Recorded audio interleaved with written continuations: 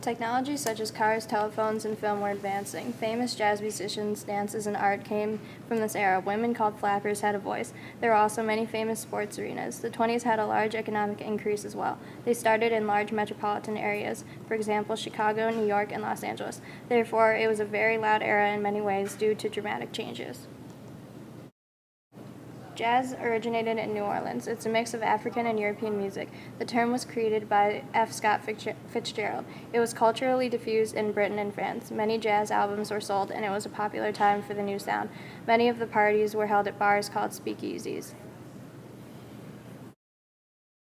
Jazz in the 1920s was a cultural shift. It started with the Harlem Renaissance, which was a period of time where African American artistic creativity centered in the Harlem community of New York City.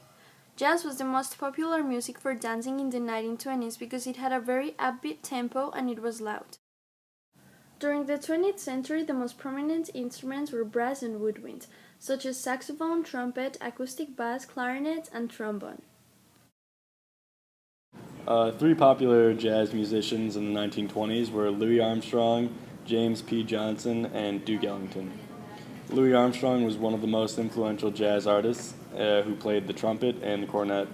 Later in his career, he became well known for his singing. James P. Johnson was a pianist and composer who revolutionized the industry by bridging ragtime and jazz eras. He also composed the Green Hill Instrumental, which was the rhythm that influenced the Charleston. Duke Ellington was a composer, pianist, and leaded jazz orchestras. One of his most famous songs was called It Don't Mean a Thing.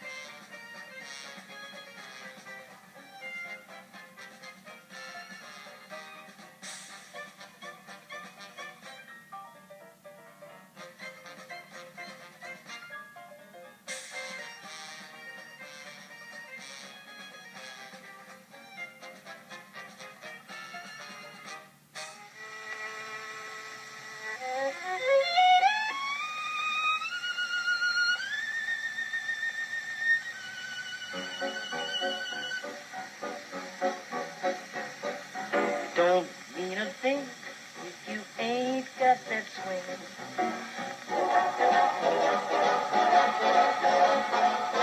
It don't mean a thing, all you gotta do is swing.